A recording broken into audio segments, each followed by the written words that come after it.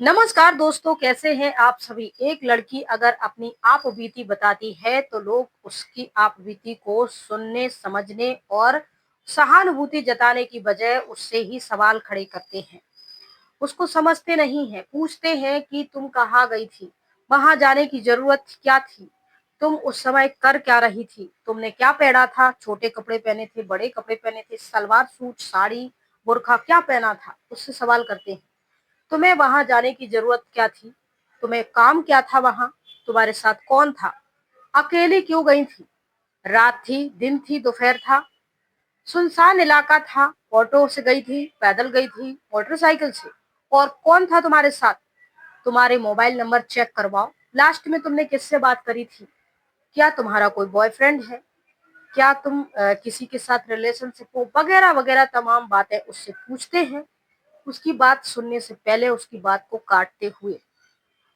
और जैसे कोई लड़की के साथ गलत हो जाता है और वो अपनी बात कहती है दुनिया समाज के सामने, घर परिवार के सामने, घर में जाके कहती है, घर मिडिल क्लास का है, थोड़े ग्रामीण क्षेत्र का है, थोड़ा बाहर रहते हैं, रूढ़िवादी लोग हैं, तो वो अपनी जो लड़कियां होंगी उनको यही कहेंगे, दुनिया में बदनामी हो जाएगी, लोग क्या कहेंगे, रिश्तेदार मजाक उड़ाएंगे, कोई तुम्हारी बात पे यकीन नहीं रहेगा, जो कुछ भी हुआ है, छेड़खानी हुई है, बातचीत हुई है, भूल जाइए, घर में चुपचाप से बैठिए।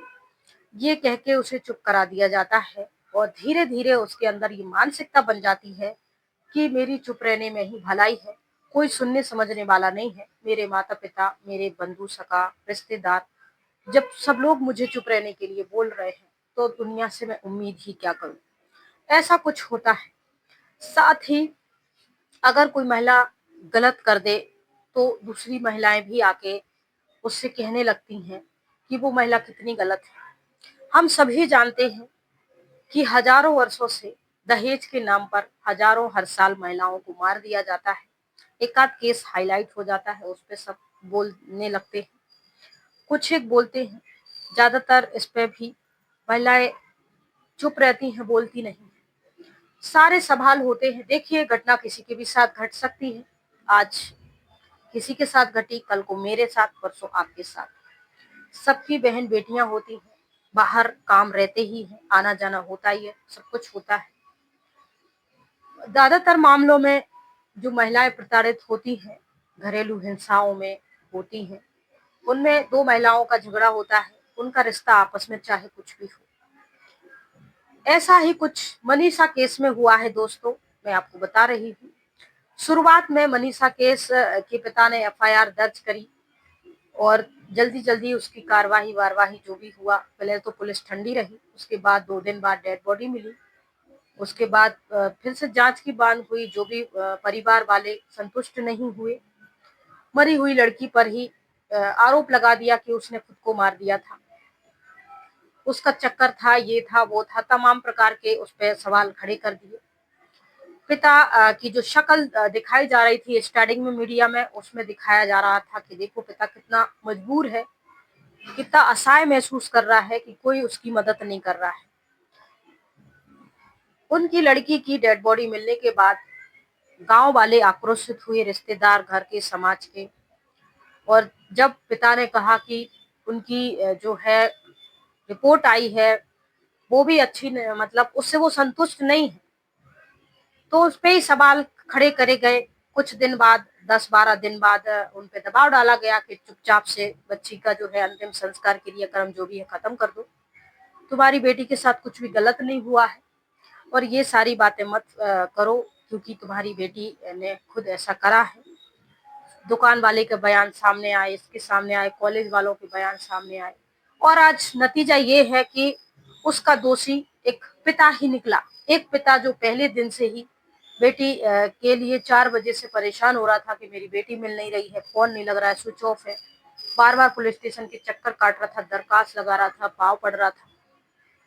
लास्ट में पता चलता है कुछ दिन बाद कि जब केस हाईलाइट हो जाता है, पब्लिक भड़क जाती है, सोशल मीडिया फैल जाता है, इस केस को लेके कई बातें चलती हैं और फिर धीरे धीरे करके ये बात सामने, और आज कई न्यूज में, कई जगह, कई वीडियोस में ऐसा सोशल मीडिया पे ये भी खबर बताई जा रही है कि उसके पिता ही कातिल हैं। वजह ये है कि मनीषा जिस लड़के से प्यार करती थी, पिता उस लड़के को पसंद नहीं करते थे। मनीषा अपने बॉयफ्रेंड को लेके बहुत ज्यादा उसके प्रति आकर अट्रैक्टिव थी, अपने परिवार के खिलाफ जाना चाहती थी, टेंशन में थी। अब ये निकल के सामने आ गया है कि मनीषा के पिता ने ही मनीषा को मार दिया है, अपने साले के साथ, यानी मनीषा के मामा और पिता ने। कुछ लोग ये भी कह रहे हैं कि ये सब खुलासा हुआ, पहले अफवाहें फैलाई गई, झूठी अफवाहें। अब पहले की बातें सही है कि अभी की बातें सही है, सोशल मीडिया पे क्या क्या लगा पड़ा है कुछ पता ही नहीं चलता है। लास्ट में जो आवाज उठा रहा है, जो न्याय की भीख मांग रहा है, उसी को दोषी ठहरा दिया जा रहा है और मामला यहीं रफा दफा हो गई जांच। अगर ये केस इतना सीधा सिंपल था तो 3-3 बार पोस्टमार्टम की जरूरत क्या थी? पिता खुद ही दोषी था तो बार बार रख के डेड बॉडी को क्यों गुहार लगा रहा था कि सीबीआई की मांग हो, निष्पक्ष मांग हो, रिपोर्ट अच्छी बने, मैं संतुष्ट नहीं हूँ। उनको क्या पड़ी थी कि वो खुद के लिए ही इतना गड्ढा खोदे? कई सवाल हैं और सवाल बनते हैं, लोग आज कहते हैं, आवाज उठाते हैं, बहुत ट्रेंड करता है जस्टिस फॉर मनीषा, और फिर धीरे धीरे 2-4 दिन में सब भूल जाते हैं। यही सब कुछ होता है हर केस में, फिर तारीख पे तारीख चलती है। देखिए, एक निर्भया कांड हुआ था दिल्ली में, बहुत पूरी भारत में और भारत के लोग जो बाहर बाहर रहते हैं सबने मार्च निकाला था निर्भया को। वो पहला ऐसा गैंगरेप था जो बहुत हाईलाइट हुआ। उसके बाद मनीषा जो निर्भया की माँ थी, कितना उन्होंने संघर्ष करा, कितना झेला, आखिरकार 12 साल लग गए निर्भया को न्याय मिलने में। हालांकि निर्भया ने तभी शरीर दम तोड़ दिया था कुछ दिन इलाज के बाद। 12 साल लगे उन आरोपियों को, उसमें से एक आध दो छूट गए थे सजा मिलने में, हालांकि मिल गई। लेकिन इन सब के बाद निर्भया की माँ ने जब मीडिया में आकर इंटरव्यू दिया तो उन्होंने कहा कि मेरी बेटी जो है वो अच्छा हुआ कि वो चली गई थी। ये जो उनकी बात थी वो हम सबको झंझोर देने वाली थी, क्योंकि अगर वो जिंदा रहती तो फिर लोग उससे पूछते तुम रात में क्यों गई थी, कितने लोग थे, कहाँ कहाँ तुम्हें छुआ था, क्या क्या वो कर रहे थे, कैसे कर रहे थे, ऐसे कर रहे थे, वैसे कर रहे थे। ये ऐसे सवाल कर करके मेरी बेटी को रोज मार, तो वो चली गई। ये सब कुछ फेस नहीं करा उसने, मैंने ये लड़ाई लड़ी, सब कुछ फेस करा, इनके सवाल उनके सवाल, आखिरकार मेरी बेटी को न्याय मिला। तो ये है दुनिया, समाज, दुनिया करते हैं कि जो आवाज उठाए उसी को, जो न्याय मांग रहा है लास्ट में यही साबित कर दिया जाता है कि यही तो कातिल है। कभी कभी कुछ केसों में ऐसा होता भी है कि जो गला फाड़ फाड़ के रो रहा है, जो अपना है, सगा है, ऐसे बहुत सारे केस भी आते हैं। तो भी कुछ सच्चे केस होते हैं, कुछ झूठे केस होते हैं, कुछ बनावटी, कुछ दिखावटी, कुछ ऐसे शो करे जाते हैं जो दिखाई दे रहे वैसे होते नहीं। तो इन सबको मद्देनजर रखते हुए हम समझ ही नहीं पाते हैं कि सच क्या है, झूठ क्या है, किसके साथ न्याय हो रहा है, किसके साथ अन्याय हो रहा है, इतना उलझ जाते हैं। तो क्या सच्चाई है इसका तो नहीं। मैंने भी 2-3 वीडियो बनाई थी मनीषा के ऊपर, और आज फिर जब मैं देख रही थी सोशल मीडिया पे तो ये मेरे सामने फिर से वो वीडियो आई कि उनके पिता ही थे, या तो उन्होंने खुद मनीषा को मारा या फिर उन्होंने मजबूर करा है।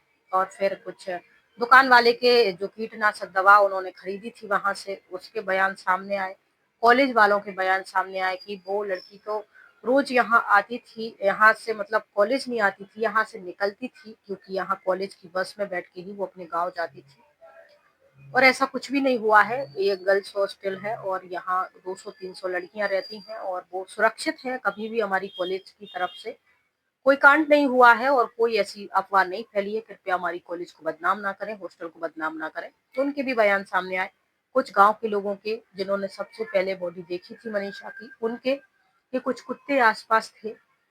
कहते हैं कि मनीषा ने पूरे कपड़े पहने थे, कहीं खून के धब्बे नहीं थे, कुत्तों ने ही शायद उनके चेहरे को ऐसा करा था जिसको देखने से लग रहा था कि अ, इन पे एसिड अटैक हुआ है या कोई ऐसा पदार्थ डाला गया है ज्वलनशील।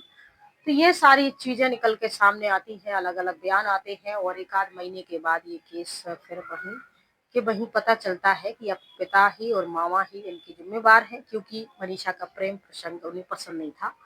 इन सब में कह के सब सॉर्ट आउट हो जाता है।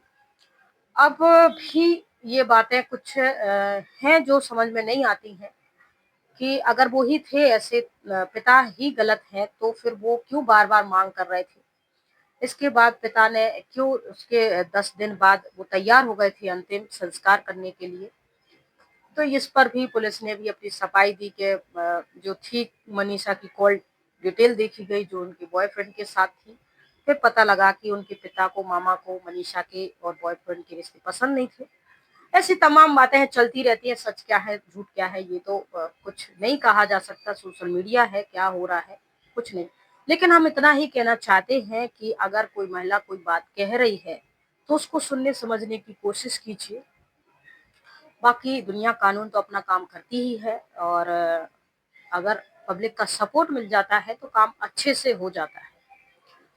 रही बात अभी न्याय की, तो इस पूरे घटनाक्रम पर, इस पूरी कहानी पर आप लोगों का क्या कहना है? ओपिनियन जरूर दीजिएगा।